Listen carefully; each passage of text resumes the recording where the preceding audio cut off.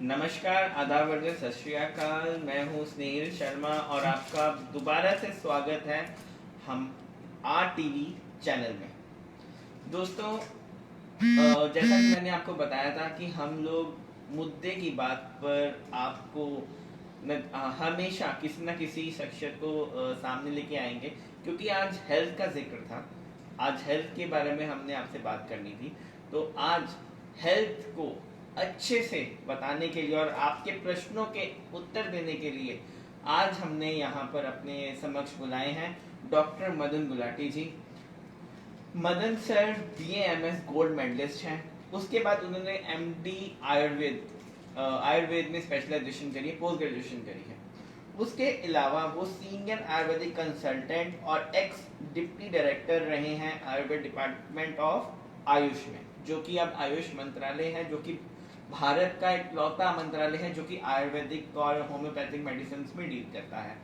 उसके अलावा sir UT administration में भी रहे हैं और साथ में जो एडिशनल चार्ज सर के पास रहा है कि वो सर CEO थे प्लांट बोर्ड में, मेडिकल प्लांट बोर्ड जो चंडीगढ़ का है, वहाँ पर सर CEO भी रहे हैं। तो सर इतना बड़ा आपका एक्सपीरियंस रहा है हेल्थ इंडस्ट्री में और आपने बहुत सारे लोगों को हेल्थ के लिए जागरूक किया है। तो मैं आज आपको अपनी जनता से मिलाना चाहूँगा। वो जनता आपको बेसब्री से सुनना चाहती है और आयुर्वेद के जरिए कैसे अपना जीवन अच्छा बनाया जा सकता है, वो आपसे उस पर गाइडेंस भी देगी। तो सर आपका स्वागत है हमारे शो में। कुछ आप सर अपने बारे में बताएं। देखो, मैं आयुर्वेदिक डॉक्टर हूँ काफ़ी साल से, मतलब जैसे बताया कि 46 ईयर से मैं आयुर्वेद की प्रैक्टिस करता हूँ यहाँ पे। तो मैं चंडीगढ़ एडमिनिस्ट्रेशन में बतौर, पहले तो मैंने आयुर्वेदिक मेडिकल ऑफिसर के रूप में काम किया, फिर सीनियर आयुर्वेदिक मेडिकल ऑफिसर, फिर डिप्टी डायरेक्टर की पोस्ट से रिटायर हुआ। तो मेरे पास एडिशनल जो मेडिसिन प्लांट बोर्ड, ये काम करता रहा मैं। तो पेशेंट्स का जो मुझे देखने का जो शौक रहा है, क्योंकि मैं जब MD करके जब मैं एडमिनिस्ट्रेटिव काम भी करता था तो भी मैं साथ में पेशेंट देखता था। मैंने अपना पेशेंट देखने का काम जो है वो छोड़ा नहीं था। तो फिर जब वो समय ऐसा आ जाता है, जब रिटायरमेंट का समय आ जाता है, तो नेचुरली जो हमारी लाइन है वो हमें और भी ज़्यादा उसी, क्योंकि पेशेंट्स के बिना तो हमारा कोई जीवन ही नहीं है। और मैं तो समझता हूँ कि doctor is student till death, he dies when he ceases to be student. मैं तो हमेशा अपने आप को एक स्टूडेंट, आज भी स्टूडेंट बनता हूँ। जो भी डे टू डे आयुर्वेद जगत में या मॉडर्न जगत में, उनको आयुर्वेद के रूप में कैसे समावेश करना है, कैसे उसको समझना है, सारी बातों को साथ साथ लेकर चलता हूँ। और मुझे अपनी साइंस के ऊपर, अपनी आयुर्वेदिक ख्याति के ऊपर बहुत मैं गौरव महसूस करता हूँ कि ये कंप्लीट सिस्टम ऑफ मेडिसिन है, बल्कि अल्टीमेट सिस्टम ऑफ मेडिसिन कहूँगा इसको। ये अधूरा सिस्टम नहीं है, इसमें कंप्लीट है, मतलब जिसमें बीमारी पेशेंट ओरिएंटेड सिस्टम है। इसमें केवल ये नहीं है, इसका एम अगर आयुर्वेद का देखें तो ये नहीं लिखा कि बीमारियों का इलाज करना है, लिखा है स्वस्थ स्वास्थ्य रक्षणम अतुरस्य विकार प्रशमनम। पहले स्वस्थ पुरुष के स्वास्थ्य की रक्षा, प्रिवेंटिव पार्ट ज्यादा इंपॉर्टेंट है। उसके बाद जो है वो कोई पेशेंट बन ही जाता है तो उसकी हम चिकित्सा करते हैं। हम तो कहते हैं कि हेल्दी रहे, तो प्रिवेंटिव पार्ट को स्वस्थ पुरुष के स्वास्थ्य की रक्षा। तो स्वस्थ कौन है? आयुर्वेद की परिभाषा बड़ी सुंदर दी हुई है। सम दोष है, सम अग्निश्च, सम धातु मल क्रिया, प्रसन्न आत्मा इंद्रिय मन स्वस्थ इति।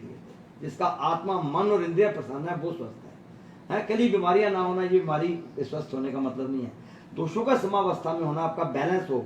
वात पित्त कफ, हमारे 3 एनर्जीज हैं। काइनेटिक एनर्जी है वात, पित्त है थर्मल एनर्जी, कफ है पोटेंशियल एनर्जी। इन तीनों का बैलेंस होना बहुत जरूरी है। वात पित्त कफ का जब बैलेंस होगा तो वो हमारी तीनों एनर्जीज अगर ठीक है तो हम स्वस्थ हैं।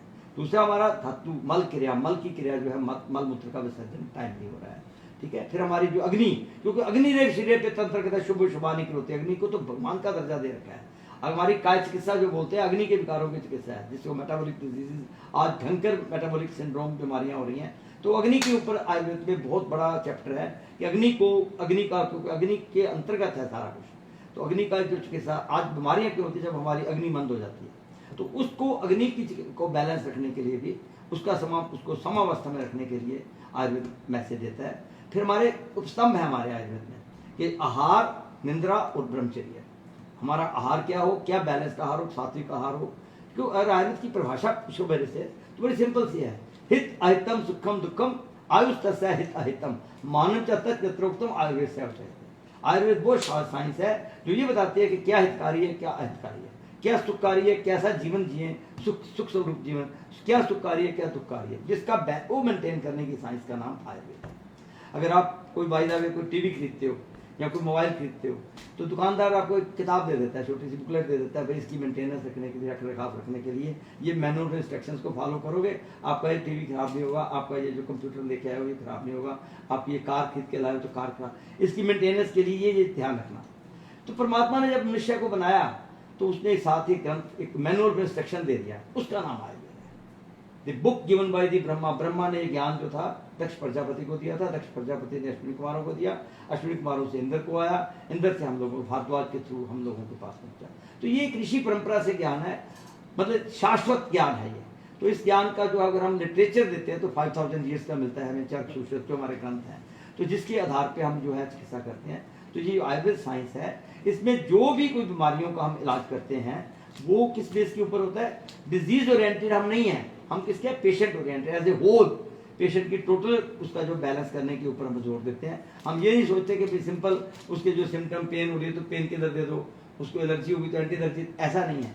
हमारी जो साइंस है वो क्या करती है, टोटल पेशेंट का कंप्लीट। तो मैं तो कई बार वो सूत्र के बोलता होता हूँ कि विकारों के नामों के झगड़ों में मत पड़ना, विकार नाम कुशलम न जिर्यात कदाचिन, ना ही सर्व विकारा नाम तो अस्ति दुर्वास्यति, तस्मात् विकार प्रकृति अधिष्ठान अंतराणीचा समुत्थान विशेषस्य बुद्ध्वा कर्म समासे ज्ञान बुद्धि प्रदीपेन यो नविष्टि योगीवत आत्मसंत्र आत्मा नाम नासार होगा चिकित्सति। वो चिकित्सा पूरी नहीं कर सकते जब आप उसकी अंतरात्मा, उसकी नाड़ी भी देखेंगे, मल मूत्र का भी सारा कुछ देखना पड़ता है हमें, है ना। नाड़ी मूत्र रोग का शरीर से स्थान अष्टोपरीक्षित नाड़ी मूत्र मलम जीवा सब स्पष्ट करके कहते हैं। हम तो पेशेंट आता है दृढ़ देख कर उसकी शक्ल देख के हमें पता लग जाता है बातें क्या कहते हैं, आधा बीमारी तो डायग्नोज हो जाती है।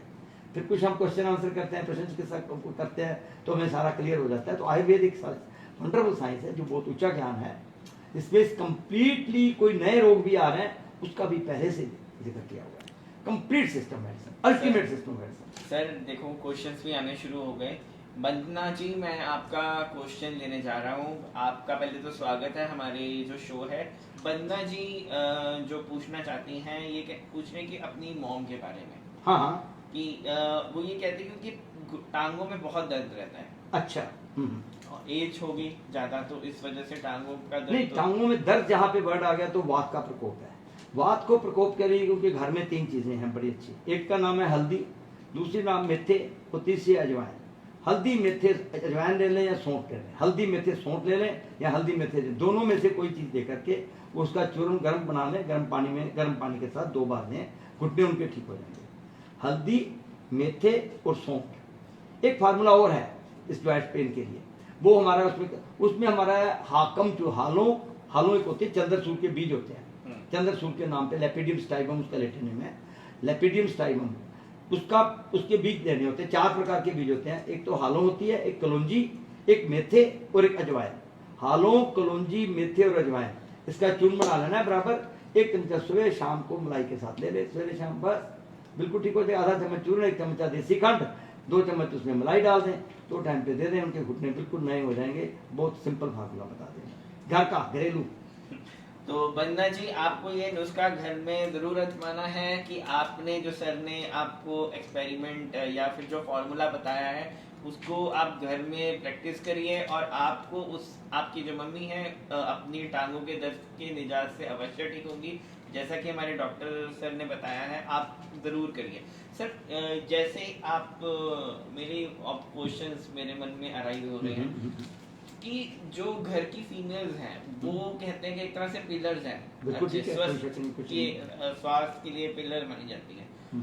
तो जिस तरह से गर्भावस्था से के बाद, क्योंकि औरत की जो हालत है वो इस टाइम के बाद ही खराब होनी शुरू होती है, तो क्या औरतों को क्या क्या मतलब ध्यान देना चाहिए, किन किन बातों का ध्यान देना चाहिए गर्भावस्था में और उसके बाद भी, किस तरह कि वो हष्ट और पुष्ट रहें? देखो, गर्भावस्था में सबसे बड़ी बात तो ये है कि जब गर्भावस्था का काल होता है ना, उस टाइम पे प्रसन्न रहना चाहिए हमेशा। जब जो प्रसन्न रहते हैं ना लेडीज, जो ड्यूरिंग दी टाइम ऑफ मतलब प्रेगनेंसी, और उसका जो है मात्रा और पान हमारा जैसे घृत का सेवन बताया गया है, क्योंकि जब उस टाइम पे न्यूट्रिशियस डाइट लेनी चाहिए।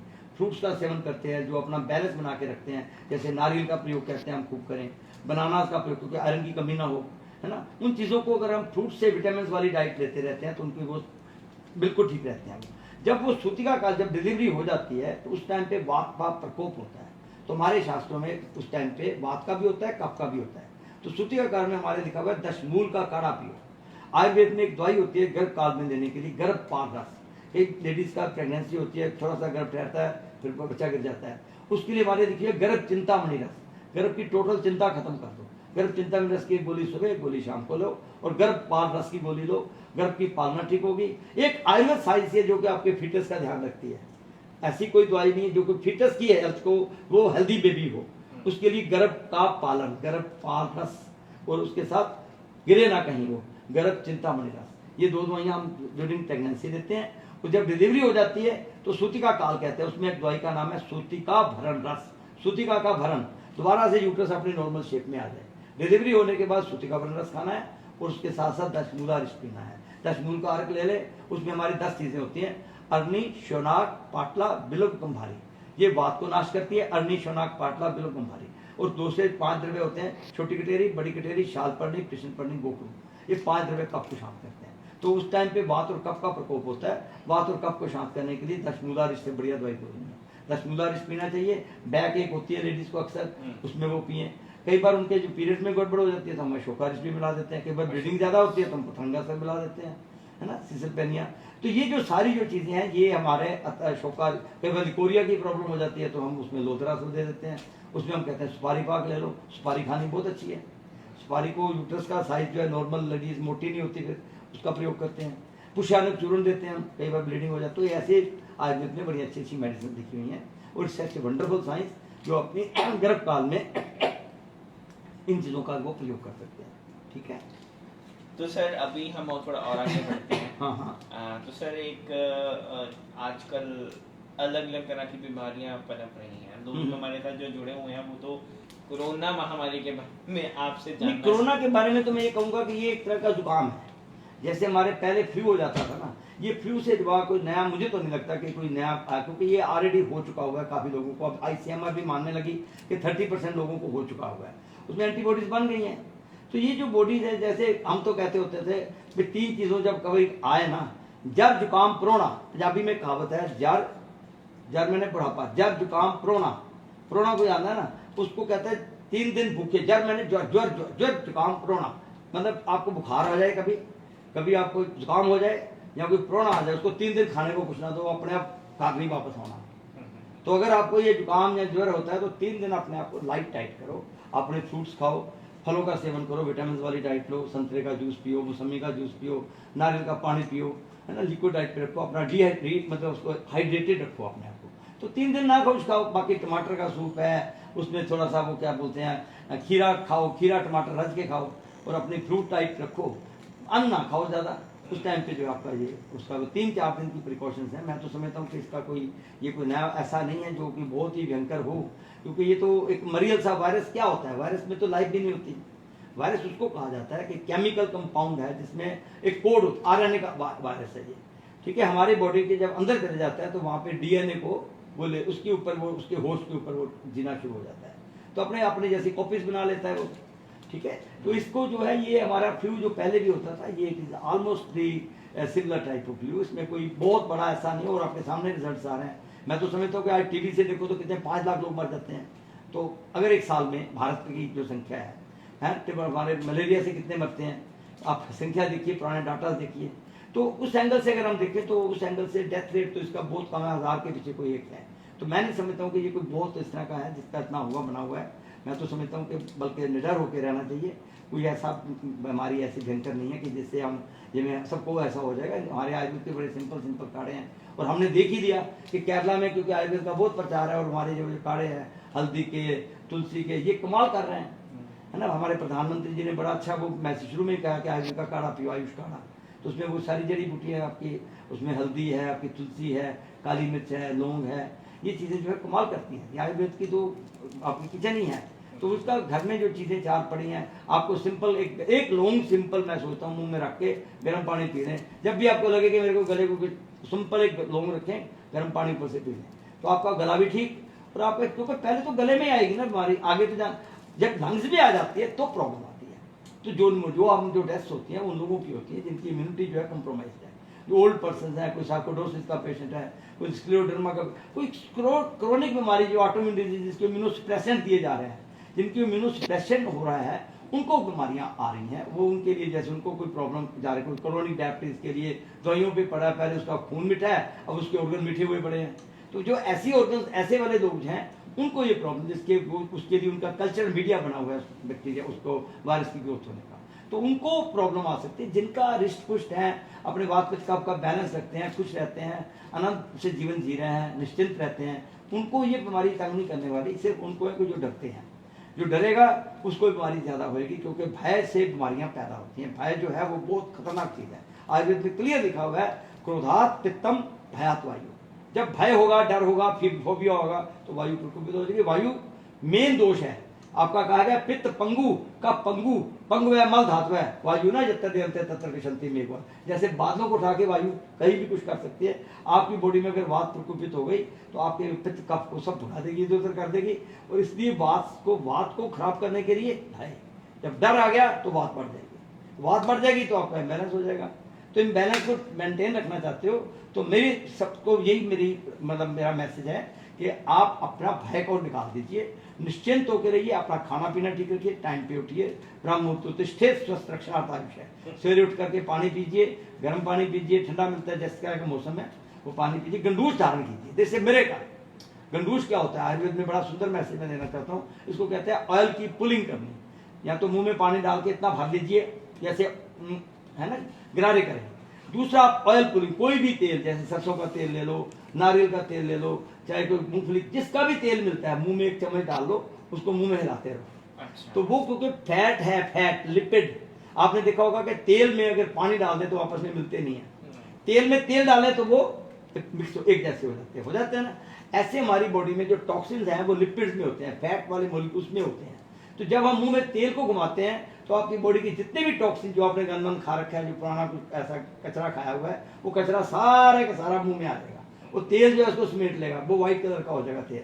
उसको पानी उसमें शेक में ना डालिए बल्कि जमीन में फेंक दीजिए, क्योंकि वो शेक में डालोगे तो तेल कई बार उसको ब्लॉकेज कर सकता है। तो आप उस तेल को जो मुंह में भरा हुआ है उसको आप अपने सिंपल उसमें डाल दीजिए जमीन के ऊपर, ताकि वो दिखेंगे कि व्हाइट कलर का होगा, उसमें सारे टॉक्सिन, उसको कहीं एक बूंद भी अंदर मत जाने दीजिए।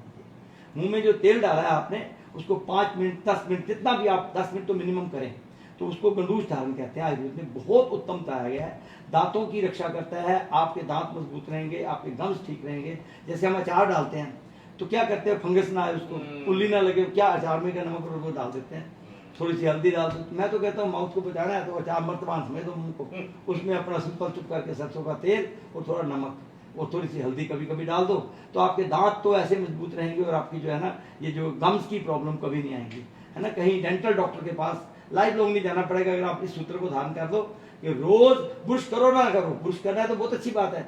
मैं तो गंडूस धारण के ऊपर जोर देता हूँ, गंडूस धारण करवाता हूँ पेशेंट्स को, कहता हूँ कि अपना सिंपल दांतों की रक्षा करनी है तो सरसों का तेल या मूंगफली जो भी तेल मिलता है, नारियल का तेल है, थोड़ा हल्दी डालो, उसको अच्छी तरह से वहाँ पे पहले तो गंडूस धारण करो या फिर उसको मसूरों पर मसल भी दो, क्योंकि ये जितने भी तेल होते हैं ना इसमें कोई भी फंगस ये वाले जो है ना बैक्टीरिया ग्रोथ नहीं करते। तभी ये कोरोना काल में हम क्या कहते हैं कि नाक में सरसों का तेल या देसी घी डाल दोगे 2 बूंदे, इसको हम नस्यकरण कहते हैं। अगर नाक में वो ऑयल है तो वो घुस नहीं सकता, आप चाहे जितने मर्जी वो आपका जगह नाक में 2 बूंदे आपने नाक में अनु तेल डाल दिया या शरबिंदु तेल डाल दिया या आपने सिंपल देसी घी डाल दिया या बादाम रोगन डाल दिया, जो भी मिलता है वो जो नाक में डाल दिया तो फिर आपको एक प्रकार का नस्यकरण हो जाता है। इससे ये कोरोना तो नहीं आ सकता है, तो पक्का गारंटी है। दूसरी बात यह है कि आपका जो जिसने रोज तेल डाल दिया नाक में, सबसे बड़ा बचाव ये है। दूसरा बचाव क्या है, अपना एक लौंग अपनी हमेशा रखो पॉकेट में, जब भी आपको लगे यार मैं स्पीड वर्ड में मुझे कहीं होना, एक लौंग मुंह में डालो, खत्म। बाकी अपनी हल्दी वाली चाय या तो तुलसी की पत्ती, तुलसी वाला पान काढ़ा जो बताया है ना, मुलट्ठी का है, अगर साइंस कोई सिम्टम भी आ रहा है तो आप मुलट्ठी भी डाल सकते हैं। तो वो हमें सिम्टम्स के ऊपर, जैसे ज्वर हो जाता है तो हम लघु मालनी वसान, संशमनी वट्टी और लघु मालनी वसान मेरे कल करना है, तो इससे बहुत अच्छे रिजल्ट मिलते हैं। व्योषादी वट्टी ले लो, गले में ज्यादा ही खर्च हो रही है, जलादी वट्टी ले लो, लौंगादी वट्टी ले लो, व्योषादी वट्टी ले लो, कुछ उसको और नहीं तो काम ही आ गया तो उससे तो गुलाबी चूर्ण ले लो थोड़ा सा। तो इतना डरो नहीं, ये बड़ा सिंपल सा, आयुर्वेद के लिए तो बहुत सिंपल सा ये रोग है।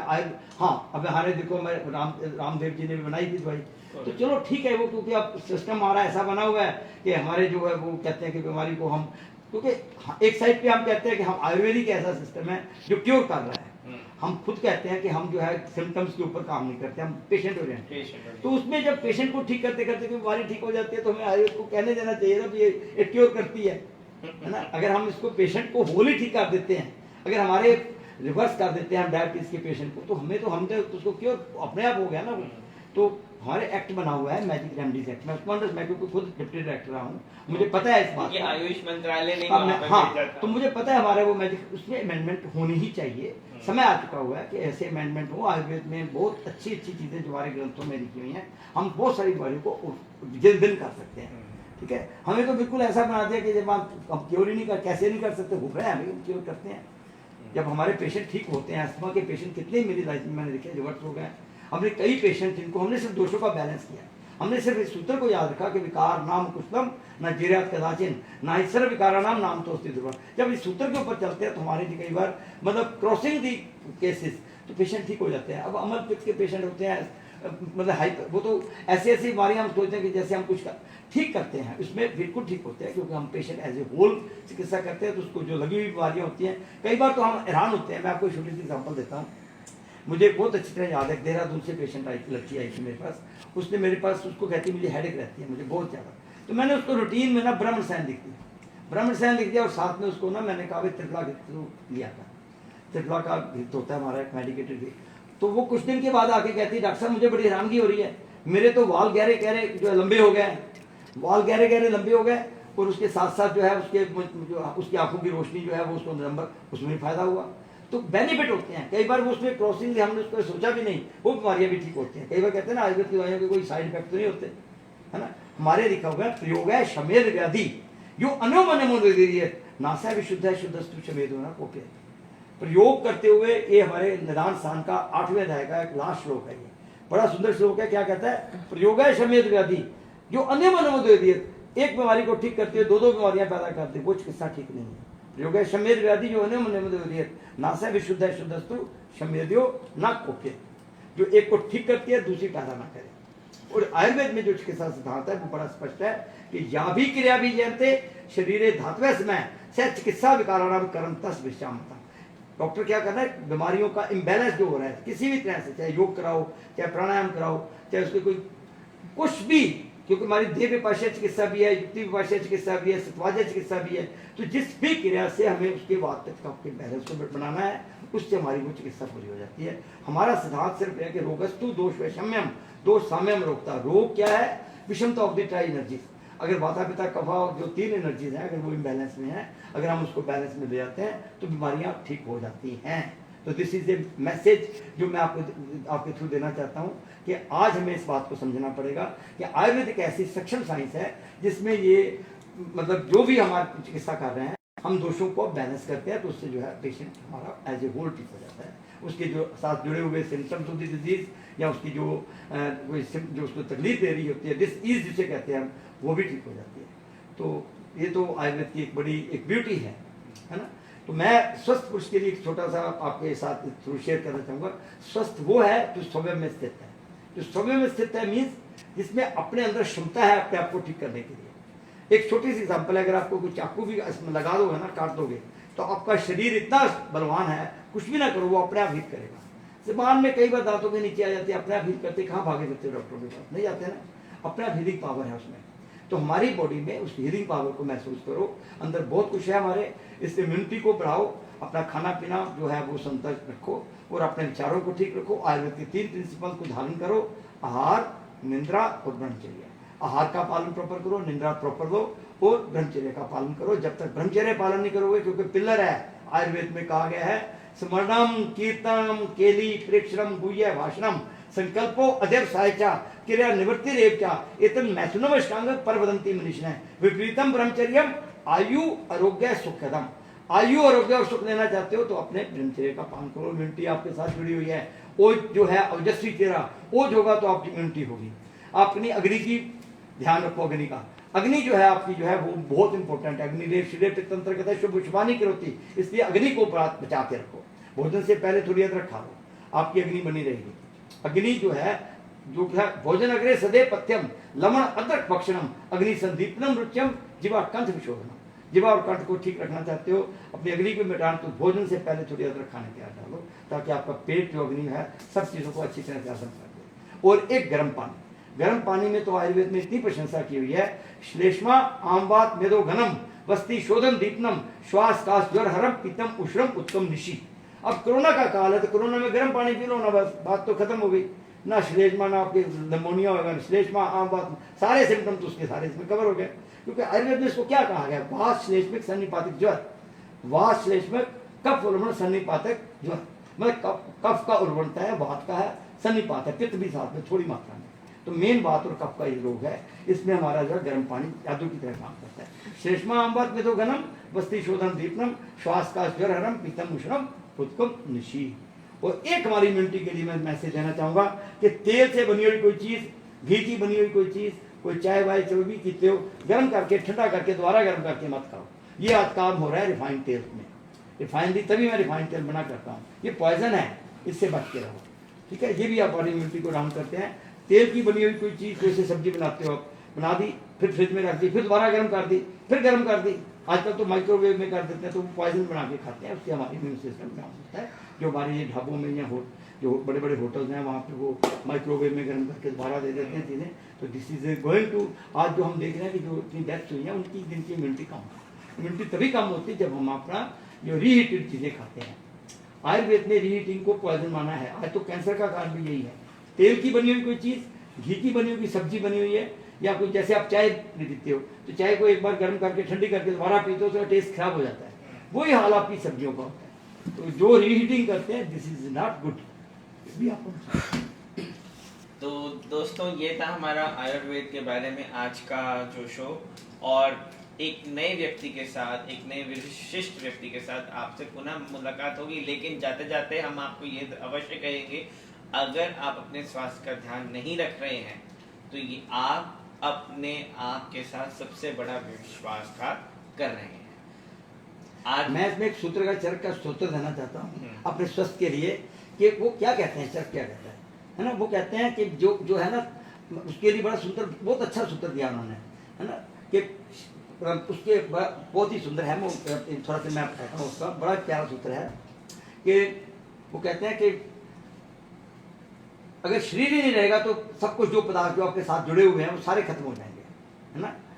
सर्वम अनथ्या प्रत्यज्य, सर्वम अनथ्या प्रत्यय, कुछ भी सर्वम अनथ्या प्रत्यज्य शरीरम अनुपालित तद अभावे ही भावानाम सर्वे भाव श्रेणा। सर्वम अनथ्या प्रत्यज्य, आपके साथ गाड़ी खड़ी है, घर है, कोठी है, जो भी है, सर्वम अनथ्या प्रत्यज्य है। शरीर का अनुपालन करो, शरीर का ध्यान रखो। शरीर पाले तद अभावे, ये शरीर ही नहीं रहेगा, तद अभावे भावानाम, उसके साथ जुड़े हुए सारे भाव खत्म। जो कुछ भी आपका है, सब कुछ वो मिट्टी में चला गया, आपको उसका एंजॉय नहीं कर सकते। इसलिए अपना जो है वो अपने बैलेंस रखो, अपना जो रहना सहना खाना पीना वो ठीक रखो। धन्यवाद। RTV में बने रहिए आगे की खबरों में।